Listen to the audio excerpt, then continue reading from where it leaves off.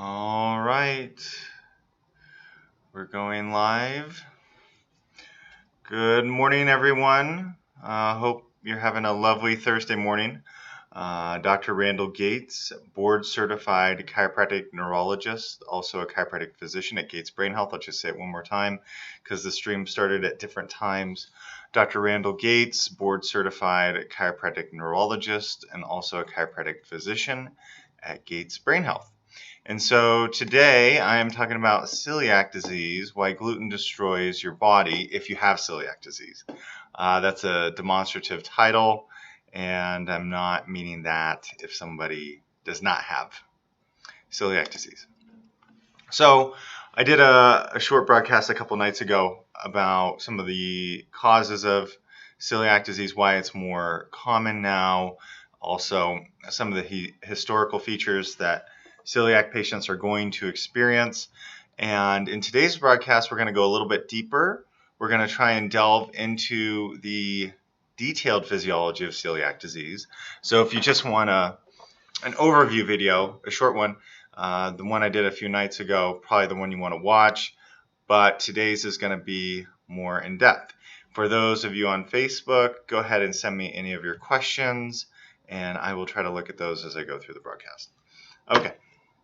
So this is the article I'm largely going to be citing. It's the best one I found in recent time regarding celiac disease. They're talking about non-celiac wheat sensitivity as well. In this article, I just focused on the celiac disease component, but this is an open access article from Frontiers in Nutrition, and all of you can go out and find this, and it's pretty interesting.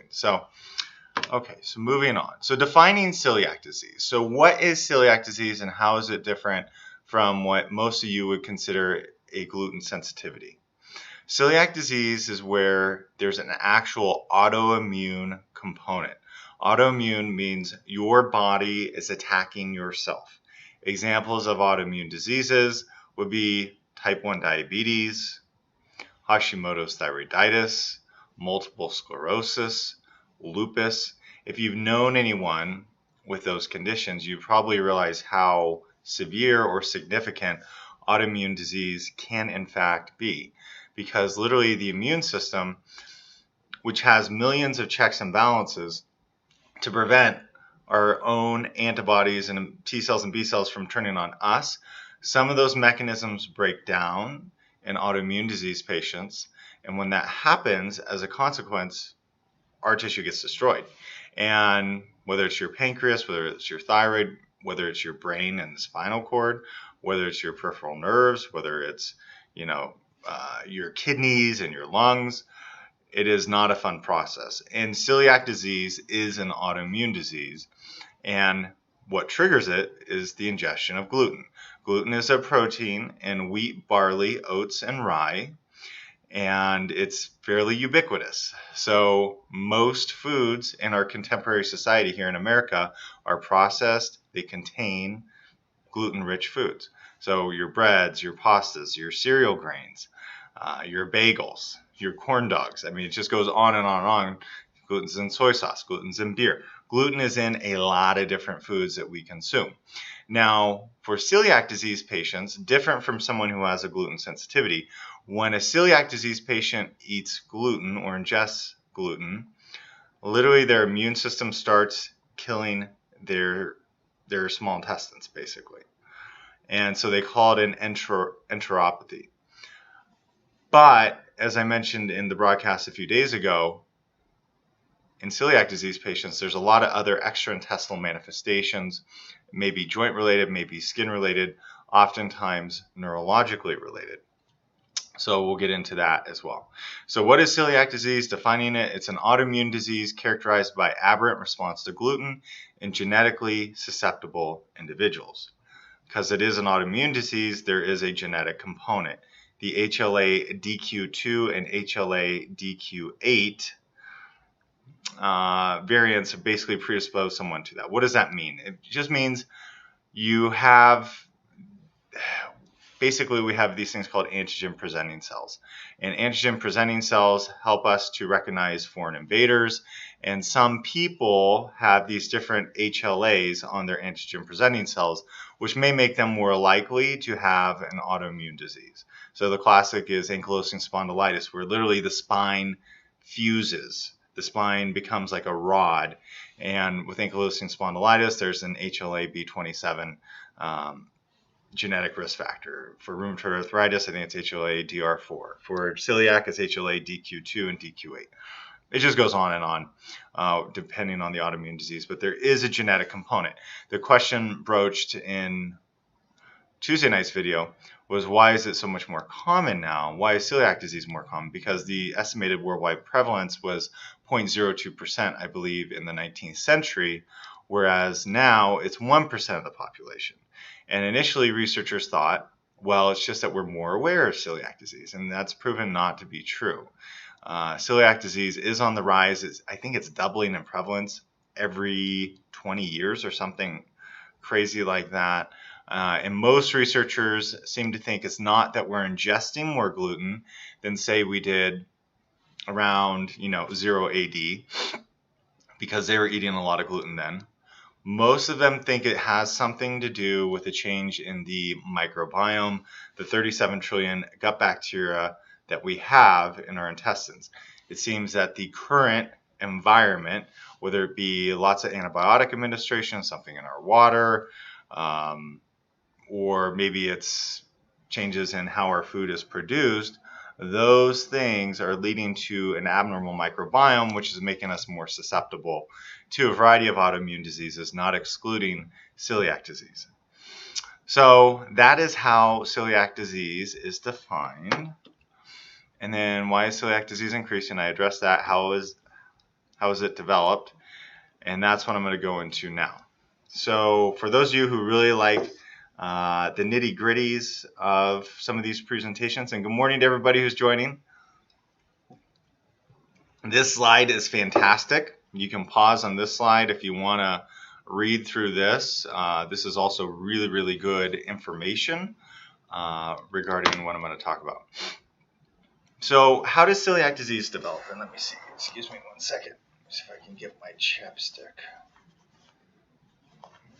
It has just become very cold in Nevada, and we have our dry weather.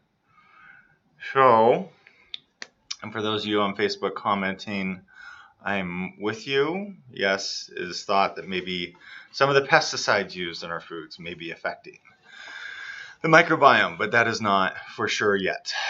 So, gluten. Gluten is known to be a tough molecule to break down. And hopefully it's not too bright in the background now that the sun's coming up. But gluten is known to be a tough molecule to break down. It is thought to be tougher now than it used to be before. In fact, they're using different pesticides more frequently now. They're spraying them on the wheat crops to help with the harvest of getting more and more yield of wheat out of the crop. So with that, gluten's a tough molecule. Maybe it's tougher now with how we've hybridized wheat. A lot of people say, well, wheat is GMO'd.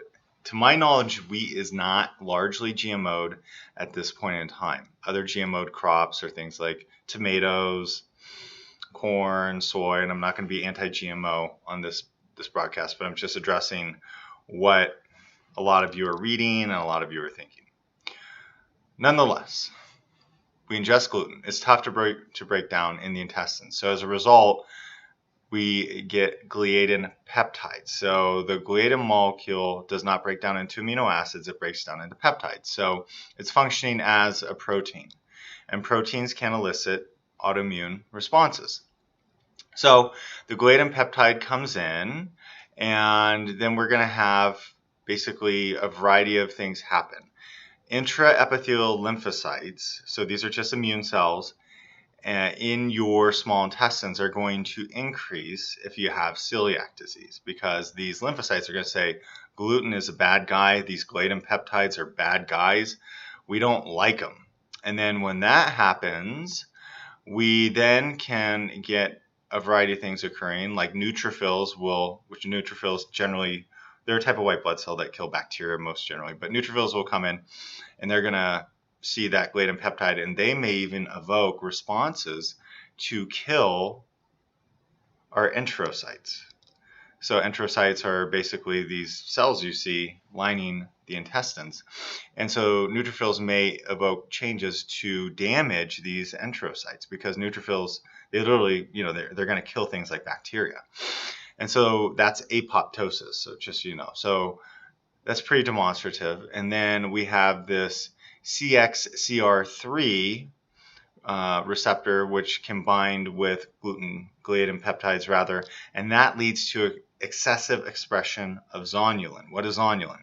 Zonulin is the protein complex that binds each intestinal cell together. So you see here, for those of you watching on YouTube, you see that the intestinal cells are bound together. But in zonulin, occludin does that. But what can happen is you can have an increased expression of zonulin in this type of situation, and then it's like the zipper opens up.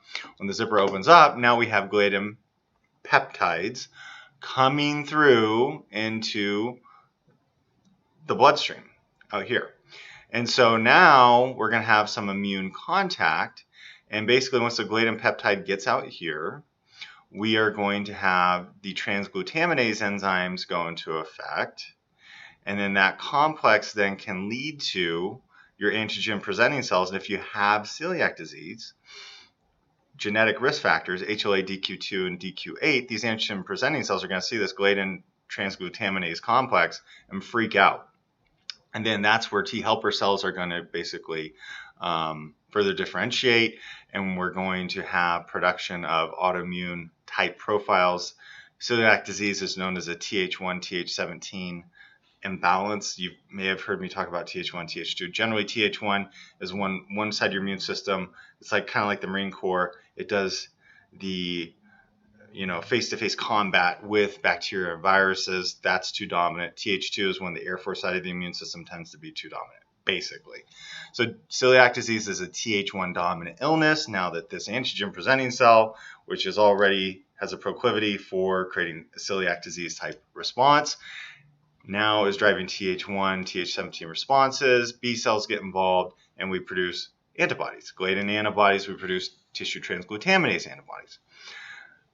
If that was too much, maybe go back and rewind and watch this over again. Look at this diagram, but that is the physiology of celiac disease, and that's really important. If you have celiac disease and you really want to understand it, it's important that you know this because this explains your condition. And if you want to have a more in-depth understanding than just gluten's bad and gluten causes celiac disease, this is what's occurring. And this helps you to understand the blood tests that doctors use in terms of diagnosing celiac disease. So is it hereditary? Yes, it is. Not 100%, but yes, it's hereditary. Symptoms of celiac versus non-celiac gluten sensitivity. So basically, non-celiac gluten sensitivity is when individuals eat gluten and they don't feel well. The way it's diagnosed is you stop eating gluten for 4 to 6 weeks, and if you feel better, then you have non-celiac gluten sensitivity. Some non-celiac gluten sensitivity patients are going to have antibodies to gluten. They generally do not have the diagnostic findings of celiac disease in terms of the positive tissue transglutaminase, endomycel antibodies, tissue transglutaminase antibodies, endomycel antibodies, and the duodenal biopsy features. So, and I think what tests determine celiac disease and is it misdiagnosed. So the tests used to determine celiac disease are exactly what I just mentioned. So we have blood tests. Blood tests can include tissue transglutaminase antibodies, endomycel antibodies, gliadin antibodies may or may not be positive, and those are the blood tests. You can also have the blood test for the genetic predisposition. Doctors will often run those. Now on the tissue transglutaminase, what they have found in terms of those antibodies, if they are 10 times higher than the upper range of normal, then it's thought that you may not need a duodenal biopsy by some researchers. That is not the gold standard at this point, but I'm just giving you what's in the literature. In 2015, an article came out in the journal Pediatrics, I believe, maybe it was Pediatric Gastroenterology, where they looked at, okay, these young individuals were eventually diagnosed with celiac disease. What were their initial blood markers? Can we predict based on the blood markers what the small intestine is going to look like? And in essence, they found that if your tissue transglutaminase antibodies In this case, if they were 10 times too high or above that, then they saw no reason to do the duodenal biopsy. Now, the duodenal biopsy is still part of the gold standard workup, and as you can see in this diagram, this is basically what the duodenum looks like in a celiac disease patient, or what's going on metaphorically. And so they go in and they take out a piece of the small intestine, they look at it under a microscope because they're looking for characteristic features. What are those? Increased intraepithelial lymphocytes. They're looking for villus atrophy. These little finger-like projections of these enterocytes are called villi. The depths down here are called intestinal crypts. So they see blunting or villus atrophy, and they see increased depth of the intestinal crypts. And those are the main things they're going to see. And there's something called the Marsh criteria, which is where, based on how much villus atrophy, how bad the intestinal crypts are, how much intraepithelial lymphocytes you have, that will constitute these different levels of the Marsh criteria and how bad the celiac disease truly is. So that's why this diagram I present, for those of you on Facebook, go back and watch the YouTube broadcast because it's pretty cool. Okay, and then I think I skipped over this. The classical symptoms, I think it's just important to go over this. The classical presentation are gastrointestinal symptoms, diarrhea, malabsorptive manifestations, constipation, and abdominal pain. As I mentioned a couple nights ago, basically those who are diagnosed with celiac disease in childhood are more likely to have gastrointestinal symptoms. Adults can be diagnosed with celiac disease, and certainly what we're finding is that as people become older into the 4th and 6th decades, that they can still be diagnosed with celiac disease, and oftentimes they more have neurological problems. Like 30% of them are going to present with neurological problems, not necessarily gastrointestinal problems. So just because you don't have GI symptoms doesn't necessarily mean you don't have celiac disease if you're an adult. So treatments, can it be completely healed? So the treatment is adherence to a gluten-free diet. But as researchers have shown, that adherence to a gluten-free diet can be as low as 36 to 45%. So these are individuals with celiac disease, and they're not maintaining their gluten-free diet. It may lead to one scratching their head.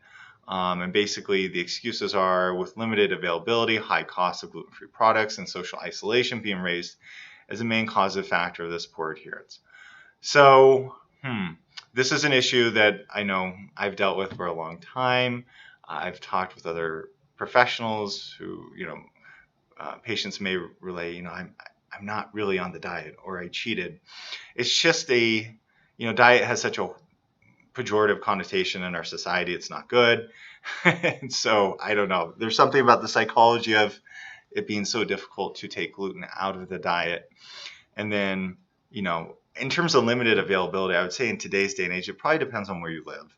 I've seen patients from many different parts of the world and many states in the U.S. And basically, when they come and see me, we talk about, what's available in their local town. And sometimes there aren't a lot of gluten-free products. But now with the advent of so many things can be shipped, the excuses, the legitimacy of the excuses, I think, are going down. Are they more expensive? They are a little more expensive. But also, you don't have to eat gluten-free bread. You can just eat, what you would have ate without bread. That's another option. But it is more difficult, and there is the social component where, you may be at Thanksgiving dinner and Aunt Betty made you your favorite pumpkin pie, and you're sitting there with celiac disease or gluten sensitivity thinking, should I eat this or should I not eat this? And so, those are the questions you have to answer yourself. But just know that a lot of celiac disease patients where there is an autoimmune component to gluten are not staying on their diet. So adherence may be as low as 36%. That's like 2/3 of people are not on the diet, not on their gluten-free diet. So there's this other thing called refractory celiac disease, which is where, you may be on a gluten-free diet and still not feel well. That's not completely uncommon. And there's 2 types of it. And one is basically if you stay on the gluten-free diet, by 5 years, you're going to be healed, but you just have to be patient. The type 2 refractory celiac disease, it can take 5 years and only half of those individuals are going to feel better. What would I argue? I'd say you probably have other food sensitivities, and that's my experience, and you probably want to really be doing something to heal your intestinal permeability. Are gluten-free products actually gluten-free? Most of the time they are. There's a lot of discussion online about this. Just keep in mind that doctors employ content writers who may not have all the facts all the time.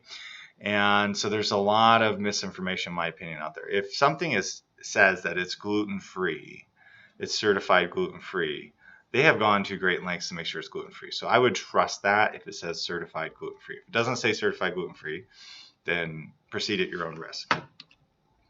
And I have some other references. I have some patients who have really delved into this, and they're great references on this. So if any of you have questions on how to navigate that, just let me know. And then, can a celiac disease person ever eat gluten again? Here is what is being discussed in the literature. Endopeptidases basically are molecules that are designed to break down gluten. Those are being employed. These are basically like gluten enzymes, so like gluten-ese, I believe, is an endopeptidase. Gluten sequestering polymers, tight junction modulators. I think one is laurositide acetate, if I'm pronouncing it correctly. Yeah, laurositide acetate. So they're looking at different medications to help the zonulin and gluten complex stay together. Transglutaminase 2 inhibitors, immune therapies. So those of you who are familiar with the term biologics are medications. They're typically antibodies that target other inflammatory immune cells in our system. You may have heard of Enbrel, you may have heard of Ocrevus, you may have heard of Humira.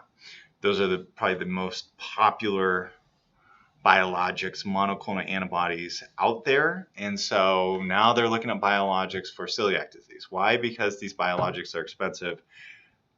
Companies are going to make a lot of money on them. And if only 2/3 of the celiac disease population is actually, no, if only 1/3 of the celiac disease patient is actually adhering to a gluten-free diet, there are a lot of people out there not adhering to the diet, which is going to lead to a rationale why they should be on expensive medications to control their symptoms. Necator americanus are looking at hookworms for celiac disease, trying to get the immune system to fight the parasite rather than fighting the intestines. Nanoparticles, they're looking at a vaccine for gluten, and probiotics. The probiotics may help symptoms. None of these yet have really shown to lead to what you would consider as a cure or significant change, but research is being done. Can a celiac diagnosed person ever eat gluten again? I would say no. And why would you want to? It's literally gluten is causing your immune system to kill your small intestines, and gluten is causing other issues, as I mentioned, in adults. Lots of times neurological symptoms, literally the cerebellum degenerating, literally peripheral nerves being eaten away by the immune system with the ingestion of gluten. And a celiac disease patient is very, very serious. So that would be my take on it. So it's not just that the intestines are affected. Joint pain can occur, skin can be affected, dermatitis herpetiformis, and these neurological problems, even the association with depression. So that's why I say celiac disease patients should never eat gluten. So thanks for watching. Again, Dr. Randall Gates, board certified chiropractic neurologist and chiropractic physician at Gates Brain Health. If you have any questions on this detailed broadcast, let me know. There's our email, info@gatesbrainhealth.com. There's our number. And thank you all for watching. And have a lovely Wednesday.